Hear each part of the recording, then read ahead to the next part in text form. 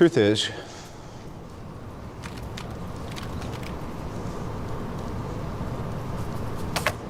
I am Iron Man.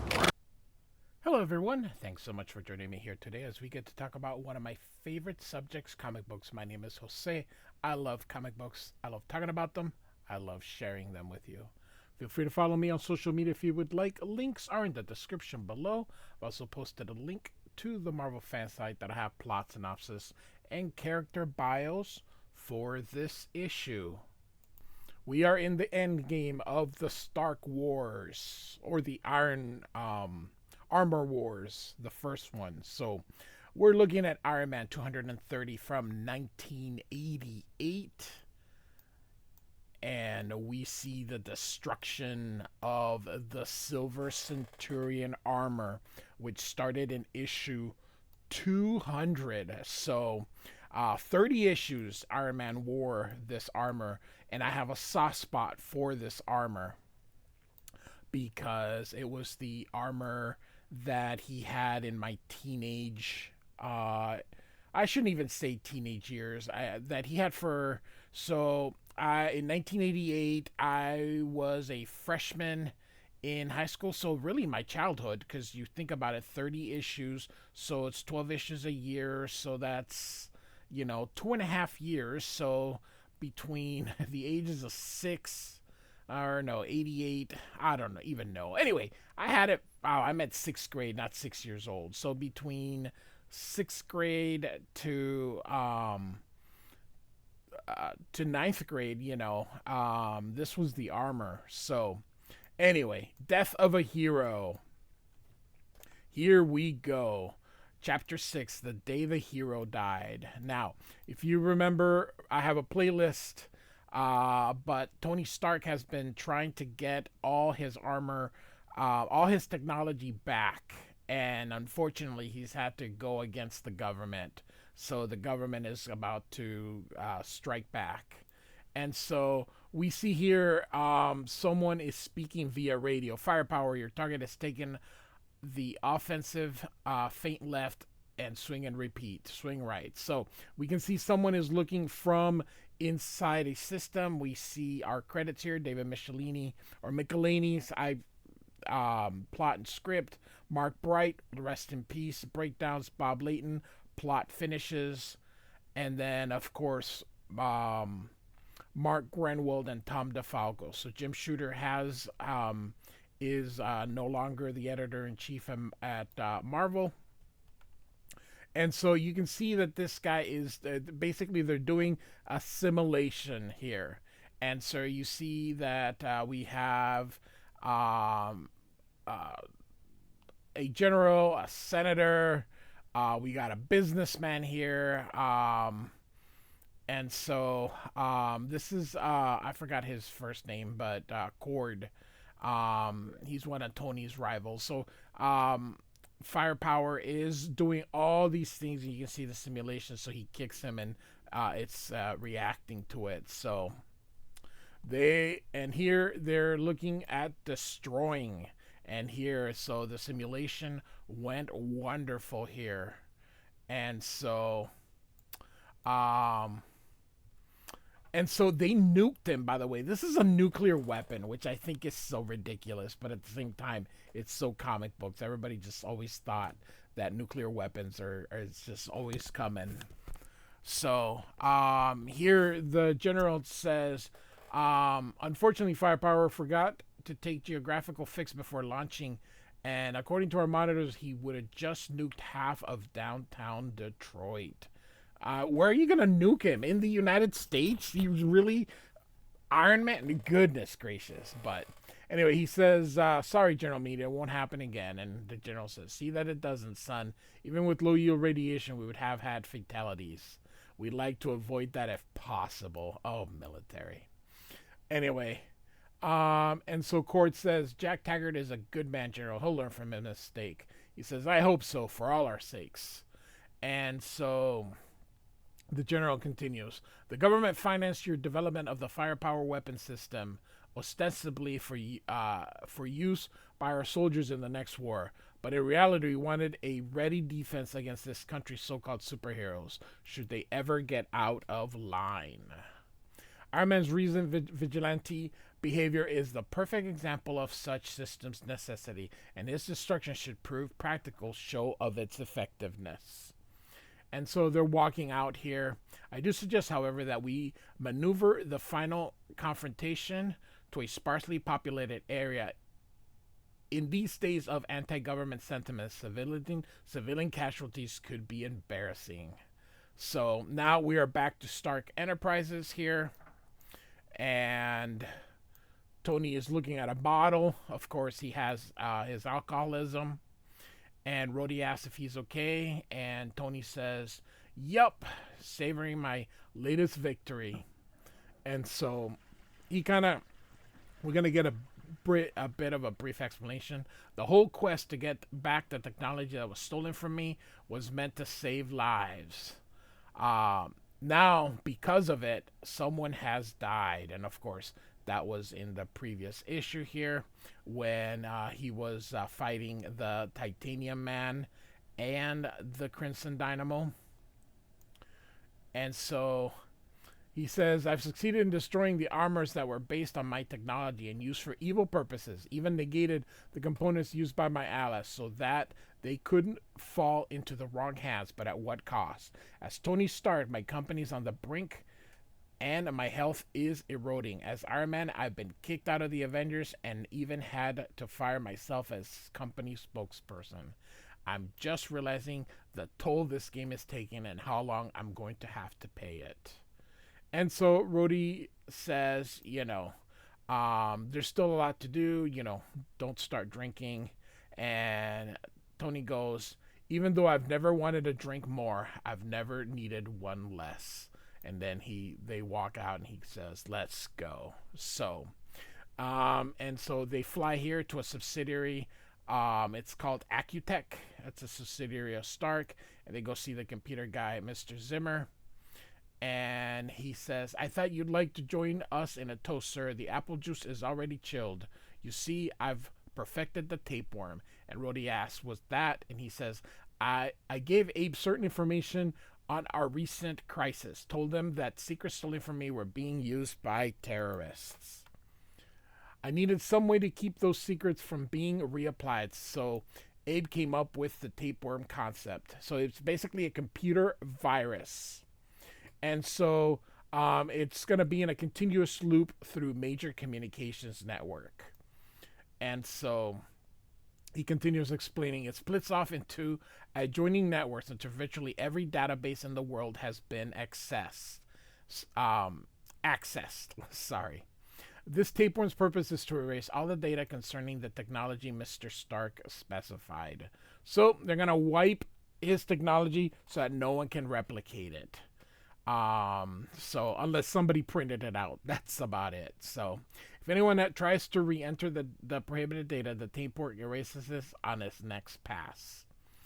Naturally, I provided Mr. Stark with the codes to protect his own personal computer. So gentlemen, shall we see if it works? So he flips the switch. And so, we see here, it says here, in Los Angeles, an organization for just that was owned by Justin Hammer, and they're showing that everything is working here because they're like everything's getting erased. He says, Abe, you're a genius, and Abe says, I do what I can.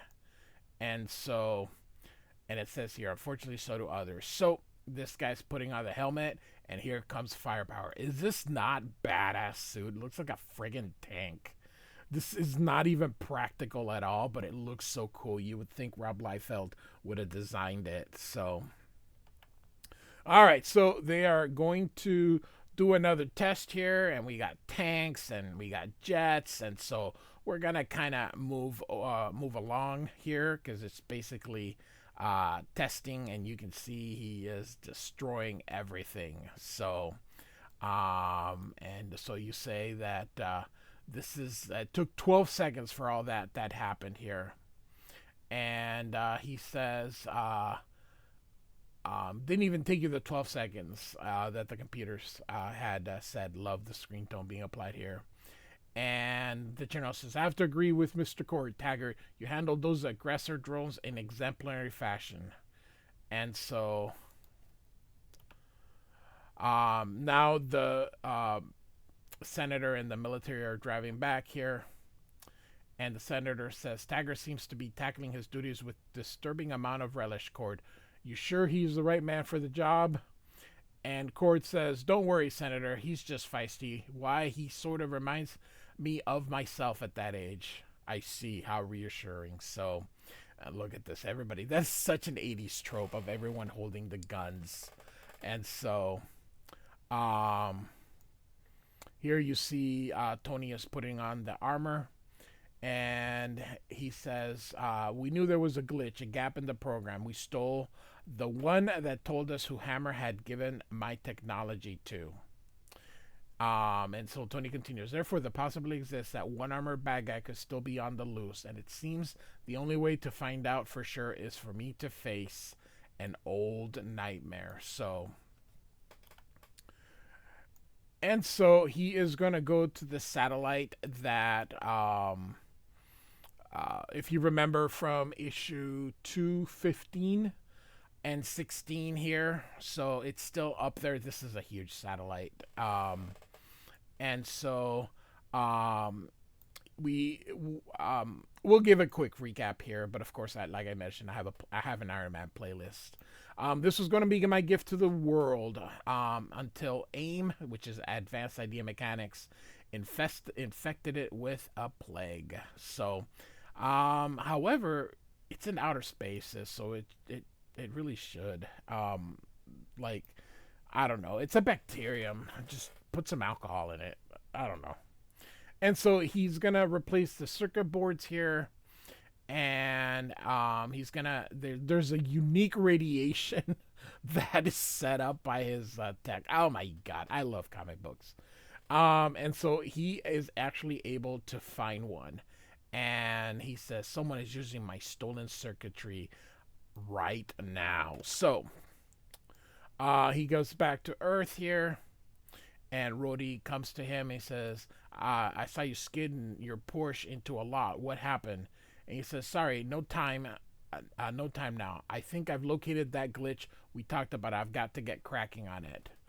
And he says, maybe you'd better take care of them first. Them. And he thinks, and somebody says us, and of course it's the senator here, and he's got a couple of soldiers with him, and these gentlemen are from the Department of Defense. We're here to recruit you in the efforts to stop Iron Man. We have an armored operative called Firepower whom we're certain is capable of defeating your ex-employee. And of course, he says, so the glitch has a name, he thinks. We've been in contact with the KGB and have found that Shellhead, which is a nickname for Iron Man, is apparently tracking down certain electronic components, one we also used in Firepower's construction. Therefore, it's likely just a matter of time before Iron Man comes looking for him. And so Tony, the senator asks him if he can advise them. And Tony's like, what if I refuse? And he says, well, the government can be your friend. We can bring pressure against the people suing you, or we can bring our own suits and quite simply crush you like a flea. And he's like, okay, I guess I'm yours, says Tony. And so the senator says, we'll leave the details and we'll see them at the base tomorrow and to prepare for an extended stay. And Tony says, oh, I have a feeling the wait won't be a long one, Senator. And so James Rhodes says, that's rich. The ambusher's explaining the ambush to the ambushee. And so that Firepower's dude is going to be cooling his heels from now until he says, I'm going. And then Rhodey's like, why? And he says, I can't rest until I've eliminated all vestiges of my stolen armor technology. And that means I have to go after Firepower anyway, eventually. Might as well be now. And so, but if Firepower is all Boynton says he is, do you think that's smart? And he says, I guess we'll find out tomorrow. And so the next day, here he is, and it looks pretty cool. Like I said, it's like a friggin' tank here. And so they said that they see a civilian uh, aircraft is coming, and they said, "Hey, get me Stark." And so um, Tony wants to know if he wants to take the call. He says, "Just a second, I have to secure this Negator pack." And so you can see, I want you to look at this. You see blood here, okay? This is very important because I gotta point it out because people might miss it here. So Tony, of course, has a plan here, and so he says, "I hope this works." And so he says he'll handle the communication through his helmet radio, make the army still think I'm here with you. And so, all right, he says, awaiting instruction. And of course, Tony's like, there's still time. You don't have to do this. And of course, uh, Tony's like, yes, I do. And so he thinks he's going to get hurt bad. Again, look at the blood here. And so he shows up, and here comes the fire. Repulsor's rays do not work. And so we're going to have ourselves a fight here. And he fires. Tony tries to counter, but the missiles move out of the way. And now he says, I guess that's why they call him Firepower. And so he goes to hide, but it doesn't work. He gets him for, like, you would be able to hear him. I mean, it's digging through the earth. And so we're going to fire at him. He thinks maybe that all these boulders will take care of him, but of course we see that it doesn't. And so he keeps firing. He's firing and making it so hot that he's melting the ground here. So firepower is definitely strong here. And so he puts on the thing to see if that will disable. But he's like, it's still functioning. And of course this guy says, wrong move. Did you think the government was stupid? And so he holds him. That grip, I can't break it. They analyzed the gizmo you stopped Stingray with, then figured out a way to shield his armor from it. You made a mistake, Iron Man. You're last. And so he points at him. And so he hits him, and just, you see this chutch out there. And so he lands, and oh my goodness. And Rhodey's like, oh Lord, I've never seen Tony take this kind of punishment. And so he's like, oh my God, my ribs are caved in. I'm tasting blood. And so you see this here. Oh no. And so Firepower comes back, and he hits him here, and he's going to try and get to the helicopter here. And he says, sorry to put you in danger. And so he takes a look, and he goes, you! Oh God! And so we take a look, and Tony is just beaten up here. And so the missiles are locked, and he's like, if we stay, we're gonna both die. Help me out, buddy. And so suddenly Iron Man goes through, and he sends the nuke. Goodness gracious. And everyone's, get to the shelters fast. This is unbelievable. This is California, and they nuked Iron Man in California. And suddenly we see this. This is truly and most definitely the end, and we see all this blood here. So, goodness gracious.